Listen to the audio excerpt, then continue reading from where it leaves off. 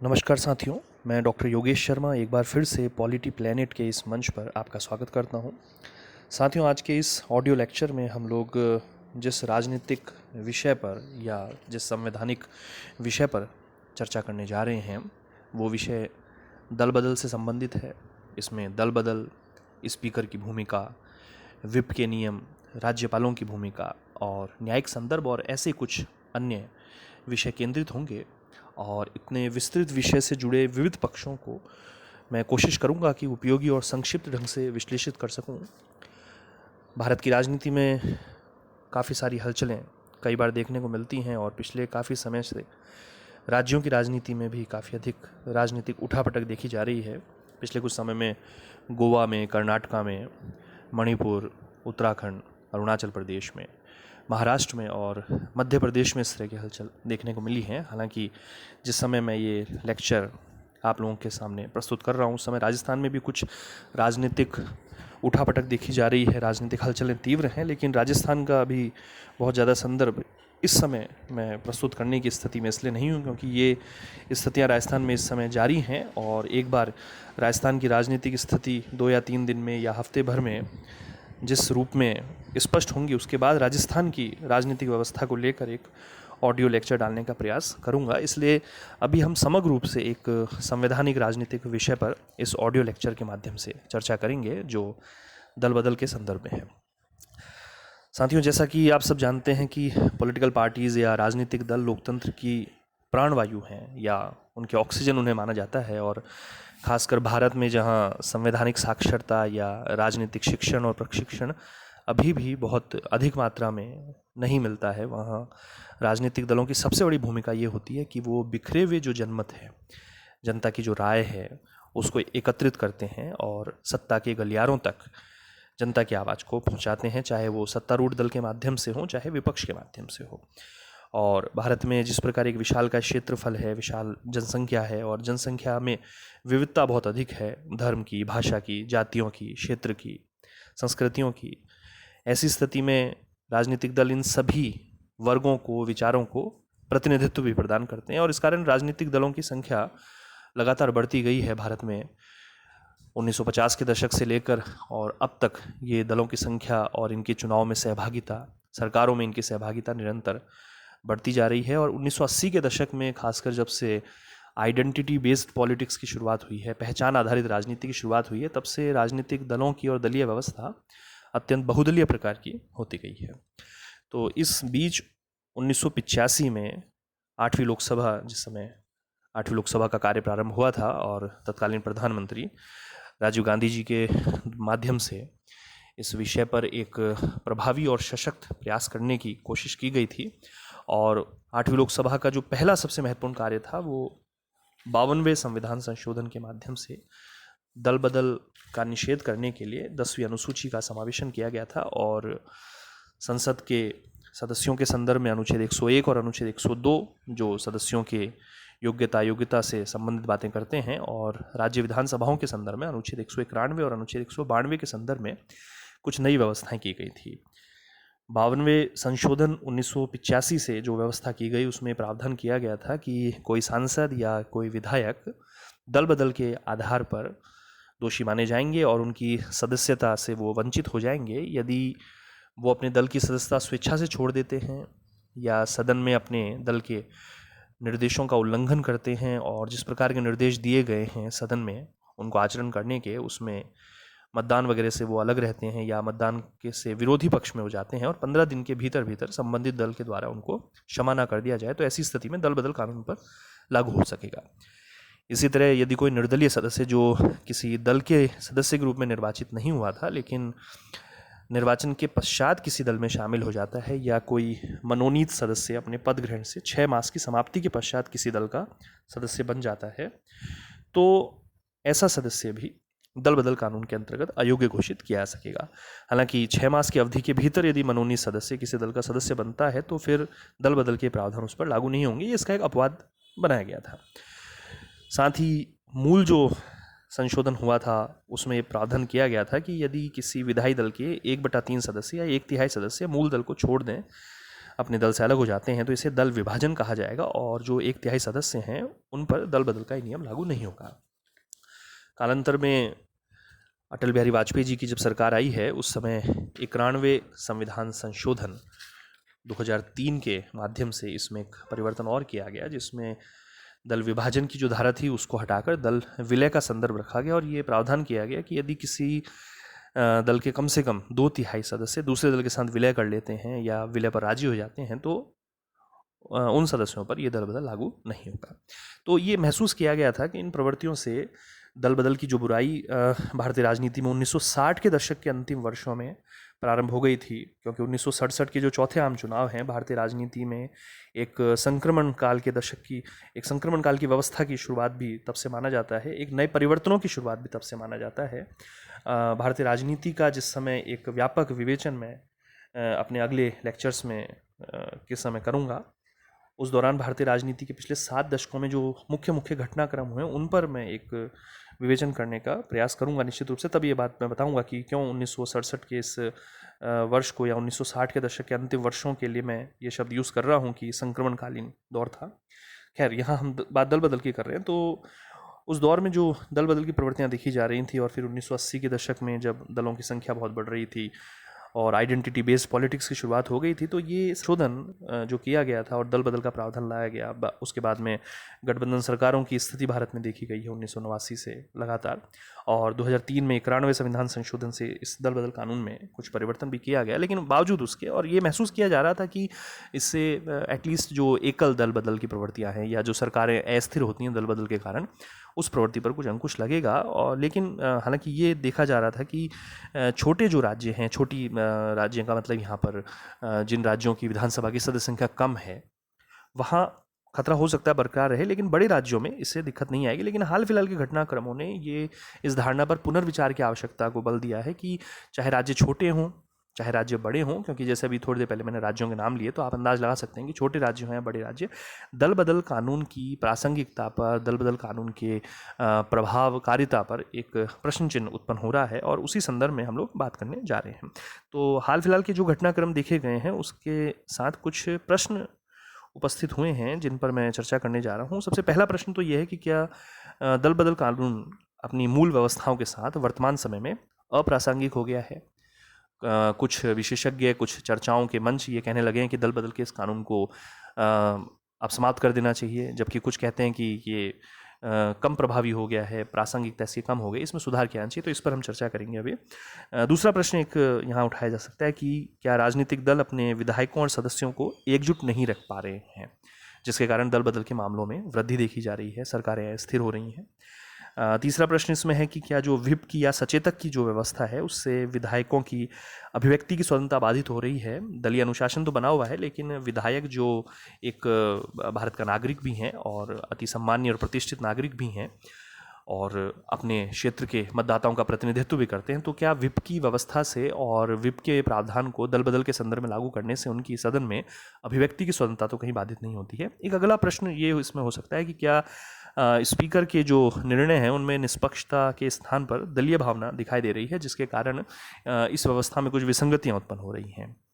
एक अगला प्रश्न इसमें हो सकता है कि क्या राज्यपाल विपक्षी दलों और केंद्र के निर्देश पर सत्तारूढ़ दल से जो फ्लोर टेस्ट की मांग कर रहे हैं या राज्य में अनुच्छेद 356 के प्रयोग या राष्ट्रीय शासन की सिफारिश कर रहे हैं। और आखिर में एक बड़ा महत्वपूर्ण प्रश्न कि दल बदल और सदन की जो प्रक्रिया के विषय हैं उसमें न्यायालय के द्वारा जो विभिन्न वादों में निर्णय दिए जा रहे हैं, न्यायालय में मामले जा रहे हैं और न्यायालय का हस्तक्षेप देखा जा रहा है, तो ये किस सीमा तक उचित है। तो मैं इन प्रश्नों पर सिलसिलेवार बात करने में जो संदर्भ ले रहा हूँ उसमें सबसे पहले मैं इस आखिरी प्रश्न का उत्तर देना चाहूँगा कि सर्वोच्च न्यायालय या उच्च न्यायालय को या हमारी जो न्यायिक व्यवस्था है उसकी भूमिका चूंकि संसदीय प्रक्रिया में और विधायी प्रक्रिया में शक्ति पृथक्करण के सिद्धांत के अनुसार सीमित होनी चाहिए, क्योंकि शक्ति पृथक्करण का सिद्धांत संवैधानिक व्यवस्थाओं का एक आधारभूत सिद्धांत है जो मानता है कि विधायिका, कार्यपालिका और न्यायपालिका अपने अपने क्षेत्र में कार्य करती हैं और एक दूसरे के क्षेत्र में हस्तक्षेप नहीं करती हैं। लेकिन बावजूद उसके न्यायपालिका का संदर्भ बार बार ऐसे विषयों में देखा जा रहा है। तो मैं ये स्पष्ट यहाँ पर कर दूँ कि न्यायपालिका की जो रूपरेखा हमारी संवैधानिक योजना में रखी गई है उसमें सर्वोच्च न्यायालय को हमारे संविधान का अभिरक्षक माना गया है, कस्टोडियन ऑफ इंडियन कॉन्स्टिट्यूशन उसे माना गया है। और जिस समय संविधान का निर्माण हो रहा था उस समय सभा में महावीर त्यागी जो सभा के सदस्य थे उन्होंने कहा भी था कि द सीट ऑफ जज is the seat of God, यानी न्याय की पीठ परमेश्वर की पीठ होती है। और दल बदल के संदर्भ में यदि देखें तो जो 10वीं अनुसूची में जो प्रावधान किया गया है उसमें ये लिखा गया है कि दल बदल के मामलों में कोई सदस्य की अयोग्यता पर फैसला करने की शक्ति सदन के अध्यक्ष की होगी। लोकसभा विधानसभा में वो स्पीकर है, राज्यसभा में सभापति हैं और उनका जो निर्णय होगा अंतिम होगा। इसका तात्पर्य था कि न्यायालय इस विषय पर किसी प्रकार का पुनरावलोकन या समीक्षा नहीं कर सकेंगे। लेकिन 1992 1993 का किहोतो हुलहान का जो वाद है उसमें न्यायालय ने कहा है कि स्पीकर जब दल बदल के मामलों पर निर्णय देता है तो ये ध्यान रखा जाए कि स्पीकर उस समय सदन की प्रक्रिया का संचालन नहीं कर रहा, बल्कि एक अर्ध न्यायिक संस्था या एक न्यायाधिकरण जिसे हम लोग ट्रिब्यूनल बोलते हैं उस न्यायाधिकरण के अध्यक्ष की स्थिति में कार्य कर रहा होता है और इसलिए दल बदल के उसके निर्णय की न्यायिक समीक्षा की जा सकती है। और इसी प्रकार 1994 में जो एसआर बोम्मई केस था उसमें राज्यपाल की भूमिका का परीक्षण हुआ था, देश के संघीय ढांचे की भूमिका का परीक्षण हुआ था और राष्ट्रपति शासन लगाने के लिए जो राज्यपाल की सिफारिश होती है, केंद्र सरकार के जो निर्णय उस पर भी एक सीमा एसआर बोम्मई वाद से लगाई गई थी और न्यायालय के प्रसंग का उचित पक्ष है। और ये हमें देखना होगा यहाँ पर कि वैसे भी जब राजनीतिक दल के सदस्य और हमारे जो चुने गए माननीय जनप्रतिनिधि हैं या फिर संवैधानिक पदाधिकारी हैं, वो यदि अपनी संविधान प्रदत्त भूमिका का उस रूप में निर्वहन नहीं करते हैं जिसकी अपेक्षा संविधान के अनुसार की गई है, जो राजनीतिक अपेक्षाओं का भी विषय है, और इस प्रकार का कार्य यदि नहीं करते हैं, उनके भूमिकाओं में यदि निष्पक्षता का अभाव दिखता है, किसी प्रकार की पारदर्शिता का यदि अभाव दिखता है या कोई अनुचित दबाव वगैरह की शिकायत आती है, तो फिर ऐसी स्थिति में न्यायालय की संवैधानिक संरक्षण की जो भूमिका है वो लोकतंत्र को बचाए रखने में कारगर है। इसलिए न्यायालय का पक्ष यहाँ पर अनिवार्य रूप से सिद्ध होता है जब तक संसद या विधानसभाएं दल बदल के मामलों में या राजनीतिक जो विघटन देखे जा रहे हैं, जो असंतोष और गुटबाजियां देखी जा रही हैं, विधायकों की जो खरीद फरोख्त जैसे मसले हैं, वहाँ जब तक स्वयं राजनीतिक दल स्वयं में सुधार नहीं करेंगे तब तक निश्चित रूप से न्यायालय की जो भूमिका है वो संवैधानिक और राजनीतिक पवित्रता को बनाए रखने में और संकटों को दूर करने में निश्चित रूप से वो भूमिका उपयोगी बन रहेगी। अभी हाल में मणिपुर का जब मामला आया था तब भी न्यायालय ने एक बड़ा महत्वपूर्ण सुझाव दिया था कि दल बदल के मामले में और स्पीकर की जो भूमिका है उस पर एक पुनरीक्षण किए जाने की आवश्यकता है। तो सरकारों के लिए ये एक महत्वपूर्ण दायित्व है इस समय कि वो दल बदल के विषय पर अपनी एक राष्ट्रीय सहमति को ध्यान में रखते हुए, देश के विकास और राज्यों के विकास की मूलभूत बातों को ध्यान में रखते हुए इन विषयों पर एक चर्चा करें। दूसरा एक प्रश्न जो मैंने अभी उठाया था वो था राज्यपाल की भूमिका को लेकर। तो ये निश्चित रूप से कहा जा सकता है कि पिछले 70 वर्षों में राज्यपाल की जो भूमिका है वो निश्चित रूप से कई बार विवादास्पद रही है और राज्य के संवैधानिक अध्यक्ष की जो उसकी भूमिका है, जिसमें राज्य सरकार के सहयोग से राज्य मंत्रिपरिषद की सहायता और सलाह से वो काम करता है, लेकिन उसके बावजूद चूंकि वो केंद्र का प्रतिनिधि है इसलिए केंद्र के प्रतिनिधि से आगे बढ़कर उसकी भूमिका केंद्र के अभिकर्ता या जिससे कई बार केंद्र का एजेंट शब्द काम में लिया जाता है, तो केंद्र के अभिकर्ता के रूप में भूमिका कई बार देखी जाती है। तो ये एक विचारणीय मुद्दा है। यद्यपि सरकार को विधानसभा में जिस समय बहुमत परीक्षण का आदेश देना हो या सरकार का गठन हो आम चुनाव के पश्चात, उस समय किसी दल विशेष को आमंत्रित करना है या नहीं करना है, ये उनकी संवैधानिक भूमिका और संवैधानिक विशेषाधिकार का विषय है। लेकिन इस संबंध में ये जरूरी है कि राज्यपाल की भूमिका के विविध पक्षों का एक बार फिर से पुनरावलोकन किया जाए। इस संबंध में सरकारी आयोग की जो महत्वपूर्ण सिफारिशें हैं उनका ध्यान रखा जाए। और मैं चाहूँगा कि राज्यपाल की भूमिका के चूँकि पक्ष बहुत सारे हैं, बहुत व्यापक हैं, दल बदल के ये जो मामले जिस पर आज मैं चर्चा कर रहा हूँ, इससे इतर बहुत सारे ऐसे विषय हैं राज्यपाल के जो सरकारों के संदर्भ में या राष्ट्रीय शासन के संदर्भ में हैं और मुख्यमंत्री और राज्यपाल के विवादों के संदर्भ में भी देखे जाते हैं। तो इस पर हम लोग किसी एक अलग ऑडियो लेक्चर में बहुत जल्द एक चर्चा हम लोग प्रस्तुत करेंगे। यहाँ दल बदल के विषय पर मैं वापस से लौटता हूँ। एक अन्य प्रश्न जो उपस्थित हो रहा है वो स्पीकर के द्वारा दल बदल के मामलों में लिए जाने वाले निर्णय और उनकी निष्पक्षता को लेकर है। ये माना जाता है कि सदन में जो, क्योंकि स्पीकर की जो शक्तियाँ हैं वो केवल संविधान प्रदत्त ही नहीं है बल्कि विधानसभा के या लोकसभा के जो प्रक्रिया के नियम हैं उसके अंतर्गत भी उनका निर्धारण होता है और बहुत कुछ संसदीय प्रथाओं, परंपराओं और अभिसमयों, कन्वेंशन जिनको बोलते हैं, उनके द्वारा भी ये विकसित होती हैं। संसदीय चलन में या प्रैक्टिस में जो चीज़ें आ जाती हैं, और ये माना जाता है कि स्पीकर जो किसी दल का सदस्य है वो जब स्पीकर के पद पर निर्वाचित होता है तो फिर वो अपने दल का सदस्य नहीं रह जाता है बल्कि पूरे सदन का वो एक प्रतिनिधि है, सदन का एक मुख्य व्यक्ति है, सदन का वो पूरा नेतृत्व कर रहा है, सारे चाहे सत्तारूढ़ दल के लोग हों चाहे विपक्ष, सभी उसके संरक्षण में वहाँ सदन में कार्य करते हैं और इसलिए उसकी निष्पक्षता बहुत जरूरी है। तो भले वो किसी राजनीतिक दल का व्यक्ति है, सामान्यतः परंपरा यही है कि सत्तारूढ़ दल का जो व्यक्ति है वो स्पीकर बनाया जाता है, लेकिन स्पीकर बनने के बाद उसे एक दलगत भावना से परे होकर, दलीय निष्ठा या दलीय प्रतिबद्धता से परे होकर एक निष्पक्षता के हिसाब से उसे कार्य करना चाहिए। तो इस संदर्भ में एक बड़ा महत्वपूर्ण विषय जो इन दिनों देखा जा रहा है कि जब दल बदल का कोई मामला आता है तो उसमें सांसदों या विधायकों के अयोग्यता का निर्धारण करने में स्पीकर निष्पक्ष ढंग से कार्य नहीं कर पाते हैं, एक समय अवधि नहीं दी हुई है, या फ्लो टेस्ट जब होता है तो उसमें जो मत विभाजन है उस मत विभाजन का जो निर्णय है वो स्पीकर ही करते हैं। तो ऐसे में एक बड़ा महत्वपूर्ण प्रश्न ये उत्पन्न हो रहा है कि सत्तारूढ़ दल के प्रभाव से उनके निर्णय की निष्पक्षता प्रभावित होती दिखाई दे रही है। एक दूसरा प्रश्न जो और मैं व्याख्या कर रहा हूँ वो व्हिप के संदर्भ में है, सचेतक के। व्हिप या सचेतक आप सब लोग जानते हैं कि ये एक ऐसी व्यवस्था है जिसका उपयोग दलीय अनुशासन और सदन में दलीय एकजुटता का जो प्रदर्शन है उसमें किया जाता है। यद्यपि व्हिप जो है वो हल्के या गंभीर और अति गंभीर प्रकृति के रूप में जारी होते हैं, लेकिन दल बदल के प्रसंग में व्हिप के प्रयोग से जो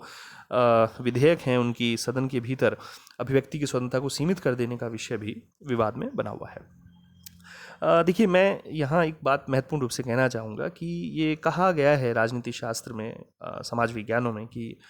लोकतंत्र में यदि कोई बीमारी उत्पन्न हो जाए तो लोकतंत्र के सभी रोगों का, सभी बीमारियों का जो निदान है, जो उपचार है, वो अधिक लोकतंत्र से संभव है। इसका मत तात्पर्य है कि यदि किसी कानून में, किसी संवैधानिक योजना में, किसी व्यवस्था में किसी प्रकार की विसंगति अगर दिख रही है, किसी प्रकार कमी दिख रही है, तो उस कमी को सुधारा जाए और उसे अधिक उपयोगी बनाया जाए, उस व्यवस्था को उसमें सुधार करते हुए। तो दल बदल कानून जो राजनीतिक जीवन की स्वच्छता से प्रेरित था और उसमें कुछ कमियां इन दिनों निश्चित रूप से दिखाई देने लगी, जिन पर मैं भी आपके साथ लगातार चर्चा कर रहा हूं, और उनमें सुधार की ज़रूरत है। और साथ ही एक राजनीतिक नैतिकता का जो पतन भी इन दिनों देखा जा रहा है। तो ध्यान रखने योग्य बात यह है कि राजनीतिक दल की परिभाषा यदि हम अगर देखें तो दल के सदस्यों की, दल की विचारधारा के प्रति, उनके दल के घोषणा पत्र के प्रति और दल के नेतृत्व के प्रति एकजुटता और समर्पण से निर्धारित होती है, और सदन में यही जो एकजुटता दिखनी चाहिए। इसीलिए व्हिप का एक उपयोग संसदीय प्रक्रियाओं में किया जाता है, क्योंकि व्हिप के प्रभावी नहीं होने पर यदि किसी प्रकार की कार्रवाई ना की जाए संबंधित सदस्य के विरुद्ध, तो फिर एक सिचुएशन ऐसी आ सकती है कि हर दल में असहमति और असंतोष के इतने स्वर हो जाएंगे कि सदन की प्रक्रिया का संचालन असंभव हो जाएगा, और जनता का अपने जनप्रतिनिधि से जो संबंध स्थापित होता है, ये ध्यान रखने योग्य बात है कि वो भी दल के एजेंडे पर आधारित होता है, दल के घोषणा पत्र पर आधारित होता है, दल की विचारधारा, नीतियों पर आधारित होता है। इसलिए निर्वाचन के पश्चात किसी सांसद या विधायक का यदि अपने दल से कोई मतभेद है और वो उसके विरोध में यदि कार्य करता है, तो इससे न केवल दलीय अनुशासन का निषेध होता है, बल्कि मतदाता के विश्वास का भी एक प्रकार से मतदाता के विश्वास को कमजोर करने ऐसा वो प्रयत्न है। इस कारण दल बदल के प्रावधान को लागू करने में व्हिप निश्चित रूप से एक महत्वपूर्ण व्यवस्था है। अभी दल बदल की जो घटनाक्रम के पृष्ठ में हॉर्स ट्रेडिंग जैसी व्यवस्थाएं जो हैं वो राजनीतिक भ्रष्टाचार की जिस बुराई को जन्म देती है, विधायकों में खरीद फरोख्त वगैरह के मामले उसमें देखे जाते हैं, उससे उत्पन्न होने वाली जो राजनीतिक अस्थिरता है वो भी राज्यों के विकास में बाधक होती है। इसी तरह एक जो जरूरी चीज़ इसमें है वो ये कि दल बदल के मामलों में स्पीकर चूंकि 10वीं अनुसूची में उनको शक्ति दी गई है, तो यदि वो निर्णय करते हैं तो एक सुधार ये हो सकता है कि उनके लिए एक समय सीमा निर्धारित की जाए। न्यायालय ने अपने निर्णयों में ये कहा भी है कि स्पीकर एक निश्चित समय अवधि में निर्णय करने की यदि प्रैक्टिस डेवलप करें तो ये बहुत बेहतर होगा। स्पीकर ये कर सकते हैं कि सदन में जो प्रिविलेज कमेटी हैं या किसी अन्य कमेटी को ऐसे मामले सौंप सकते हैं और उन मामलों पर समिति डिसीजन ले, क्योंकि सदन की जो समितियां होती हैं उनमें विभिन्न दलों के सदस्य शामिल होते हैं, उसमें केवल सत्तारूढ़ दल की ही महत्ता नहीं होती है। तो ऐसे में अगर समिति के द्वारा दल बदल के विषय का परीक्षण करके फिर अपनी रिपोर्ट सदन में सौंपी जाएगी तो जो निर्णय आएगा वो केवल स्पीकर का निर्णय नहीं होगा बल्कि सदन का निर्णय होगा। तो निष्पक्षता का जो प्रश्न है वो बहुत महत्वपूर्ण मात्रा में हल हो सकेगा। इसके अलावा एक सुझाव ये भी इसमें दिया जाता है दल बदल के मामलों में कि चुनाव आयोग को, जैसे अन्य प्रकार की अयोग्यता के जो मामले हैं सांसदों और विधायकों की, जिसमें एक लाभ का पद एक बड़ी महत्वपूर्ण व्यवस्था है, जिसको भी मैं अपने अगले लेक्चर्स में डिस्कस करूंगा, तो उनमें चुनाव आयोग परीक्षण करता है, निरीक्षण करता है और राष्ट्रपति और राज्यपालों के माध्यम से वो कार्रवाई आगे बढ़ाई जाती है। तो क्या दल बदल के मामले में भी चुनाव आयोग की ऐसी व्यवस्था, चुनाव आयोग के माध्यम से ऐसी व्यवस्था की जा सकती है? तो इसमें थोड़ा सा ये देखने की आवश्यकता होगी कि चुनाव आयोग यद्यपि एक संवैधानिक संस्था है,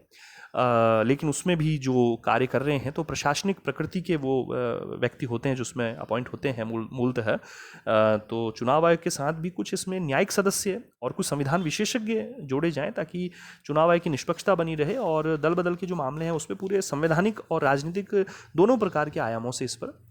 निर्णय आ सके। एक अन्य महत्वपूर्ण सुझाव जो दिया जा सकता है वो ये कि दलों में आंतरिक लोकतंत्र जिसकी एक कमी देखी गई है, 1990 के दशक में इस पर काफ़ी बात होती थी कि आंतरिक लोकतंत्र कायम होना चाहिए दलों में। दलों का जो आंतरिक ढांचा है वो लोकतांत्रिक नियमों के आधार पर चले, उसमें नियमित तौर पर दलों के जो पदाधिकारी हों उनका निर्वाचन हो, समय पर उनकी बैठकें हों, उनकी एक पूरा घोषणा पत्र तैयार किया जाए, वो विभिन्न प्रकार की जो बातें हैं। तो दलों में आंतरिक लोकतंत्र अधिक स्पष्ट रूप से स्थापित हो ताकि सदस्यों के जो मतभेद हैं और जो असंतोष हैं वो दलों के भीतर सुलझाए जा सके, क्योंकि लोकतंत्र में असहमति, असंतोष ये स्वाभाविक व्यवस्था, या लोकतंत्र में नहीं बल्कि ये समाज की व्यवस्था, समाज की प्रक्रिया का एक स्वाभाविक पार्ट है असंतोष होना, असहमति होना। तो ये राजनीतिक दलों में दलों के भीतर ही ये मामले सुलझाने चाहिए और यह असंतोष अपने दल से किसी प्रकार की बगावत करने या दल बदल करने या सरकार को अस्थिर करने के रूप में अभिव्यक्त ना हो, ये कोशिश होनी चाहिए। दलों की जो केंद्रीय इकाई होती है, आला कमान का जो संदर्भ दिखाई देता है, तो दलों की जो केंद्रीय इकाई है और दलों की जो क्षेत्रीय इकाइयाँ हैं उसमें निरंतर संवाद स्थापित होने चाहिए। और सबसे ज़्यादा जरूरी बात यह है कि राजनीति में मेरे विचार से कि नैतिकता की एक पुनर्स्थापना की आवश्यकता है। जो चुनाव सुधार हैं उनको सतत रूप से लागू करने की व्यवस्था होनी चाहिए। चुनाव सुधारों पर पर्याप्त विचार विमर्श हो, लगातार चुनाव सुधार न केवल सिफारिशों के रूप में रहें बल्कि वो प्रभावी रूप से लागू भी हों और होते आए हैं और आगे उस पर कार्य करने की और ज़रूरत है। दल बदल जैसे विषयों में एक आम सहमति बनाए जाने की आवश्यकता है सभी दलों में, क्योंकि दलों को ये निश्चित रूप से स्मरण रखना चाहिए कि सत्ता परिवर्तन लोकतंत्र का एक आवश्यक गुण है। जो सरकार आज सत्ता में है कल वो विपक्ष में हो सकती है और जो विपक्ष में वो सत्ता में हो सकती है। तो जो भी सरकारें, चाहे वो केंद्र की हैं या राज्यों की हैं, उन्हें अपने दल के साथ साथ विपक्ष के दलों को भी सुनना चाहिए। अन्यथा निरंतर होने वाली जो उठापटक हैं या किसी प्रकार के दल बदल हैं या खरीद फरोख्त जैसी जो घटनाएं हैं उससे न केवल सरकारें अस्थिर होती हैं बल्कि राज्यों के विकास में भी उससे बाधा होती है और नैतिक मूल्यों में भी गिरावट आती है राजनीति के अंतर्गत, जो लोकतंत्र के लिए उचित नहीं है। मुझे यहाँ पर महात्मा गांधी का एक कथन स्मरण हो आता है जो उन्होंने महत्वपूर्ण रूप से लिखा था, बताया था कई बार। 7 सामाजिक पापों का उन्होंने जिक्र किया था और जिसमें एक महत्वपूर्ण पाप या बुराई जिसे हम कह सकते हैं वो उन्होंने बताई थी, पॉलिटिक्स विदाउट प्रिंसिपल्स, यानी सिद्धांत विहीन राजनीति। इसे हम और स्पष्ट करें तो मूल्य विहीन राजनीति या नैतिकता विहीन राजनीति। तो ये ध्यान रखने की आवश्यकता है कि राजनीति में सिद्धांतों की पुनर्स्थापना की जाए और दल बदल या राजनीतिक अस्थिरता के मुद्दे पर ये बहुत आवश्यक है कि इन मुद्दों पर एक व्यापक बहस आयोजित हो। जो मैंने कुछ सुझाव इसमें बताए हैं, इन सुझावों को आप लोग ध्यान रखें। और राजनीति में बड़ा मामला यही है कि एक संवैधानिक साक्षरता का प्रसार हो, जनता भी ऐसे विषयों को समझे। चुनाव के समय निश्चित रूप से वो जब दलों का या उम्मीदवारों का चयन करे तो जनता ये देखे कि कौन से उम्मीदवार या कौन से दल ऐसे होंगे या ऐसे हैं जो संवैधानिक योजनाओं का पर्याप्त मात्रा में सम्मान कर रहे हैं या सम्मान करते हैं। और उसके आधार पर जो इलेक्शंस के रिजल्ट हों, जो सत्तारूढ़ दल हो या जो विपक्षी दल हो या जो गठबंधन हो, वहाँ भी दलों में और दलों के सदस्यों में एक निरंतर संवाद कायम होना चाहिए। इसलिए मैंने इन 5-6 पक्षों पर यहाँ बात करने की कोशिश की है। न्यायालय की भूमिका, मैं उसका अगर समराइज़ करूँ तो न्यायालय की भूमिका को न्यायालय कभी भी अतिक्रमण नहीं करना चाहता है, ये बात आप लोग निश्चित रूप से ध्यान कर लें। लेकिन न्यायालय संविधान के संरक्षक के रूप में लोकतांत्रिक राज व्यवस्था को व्यवस्थित ढंग से संचालित करने में यदि जनप्रतिनिधि कारगर ढंग से काम नहीं कर पा रहे हैं, यदि सरकारों के स्तर पर कहीं समस्या आ रही है, तो फिर न्यायालय एक ऐसे निकाय के रूप में आज भी अपनी प्रभावशाली उपस्थिति दर्ज किए हुए है, जिसके कारण जनता का विश्वास इस लोकतंत्र में बना रहता है, राज व्यवस्था लोकतांत्रिक बनी रहती है, संवैधानिक बनी रहती है। इसलिए न्यायालय की भूमिका तो निश्चित रूप से हमेशा उस समय देखी जाएगी जब कहीं राजनीतिक विषय में किसी प्रकार की समस्या उत्पन्न होगी। दूसरी जो मैंने बात की कि स्पीकर का जो संदर्भ है, तो स्पीकर के साथ निष्पक्षता के विषय पर चर्चा होनी चाहिए। इसमें विभिन्न प्रकार के दलों में एक आम सहमति बनाई जानी चाहिए, क्योंकि दल बदल के कानून में एक बड़ा महत्वपूर्ण प्रावधान ये किया गया कि यदि सदन का जो अध्यक्ष है वो अपने दल की सदस्यता यदि छोड़ देता है तो उस पर दल बदल का नियम लागू नहीं होगा। ये प्रोविज़न किया इसलिए गया था कि जो स्पीकर हो वो अपनी दलीय प्रतिबद्धता या दलीय निष्ठा से ऊपर उठकर काम करे। तो एक इस पर सुधार होने की ज़रूरत है। और जैसा मैंने कहा कि हर दल को ये सोचना होगा, भले वो सत्ता में है या वो विपक्ष में है, कि सत्ता का परिवर्तन लोकतंत्र में, राज व्यवस्था में हमेशा चलते रहता है। तो उनको सोचना होगा कि सुधार ऐसे हों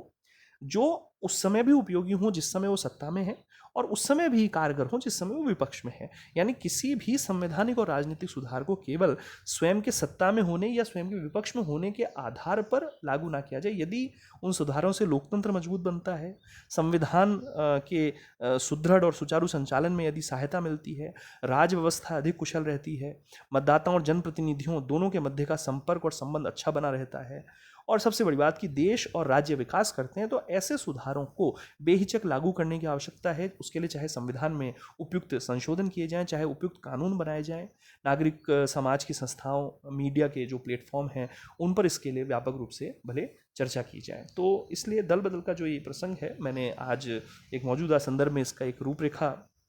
आप लोगों को बताई है। और 3-4 दिनों में जैसा भी समय मिलता है मैं कुछ अगले लेक्चर्स अपलोड करूंगा, और आप सभी लोगों से आग्रह है कि इन लेक्चर्स को सुनें और अपनी तैयारी में इनसे थोड़ा सा आप लोग जितना संभव है इतना मार्गदर्शन आप लोग प्राप्त करें। मैं और भी मार्गदर्शन प्रदान आप लोगों को करूंगा। और एक बात और कि इन जो मैंने आज के टॉपिक पे जो बात की उसके संबंध में यदि किसी प्रकार का कोई आप लोग अलग से और भी कोई सुझाव देना चाहते हैं, किसी और पक्ष को भी शामिल किया जाए, या उसमें कोई बिंदु ऐसा है जिसको और आप समझना चाहते हैं, तो निश्चित रूप से कमेंट बॉक्स में आप उसको लिख सकते हैं। मैं जब अगला लेक्चर बनाऊंगा तो उस समय उन कमेंट्स को ध्यान रखूंगा, उनको और स्पष्टीकरण देने का मैं प्रयास करूंगा। और इस चैनल को सब्सक्राइब करें, शेयर करें, कमेंट करें, और शीघ्र ही मैं आप लोगों से मिलता हूं। नमस्कार, धन्यवाद।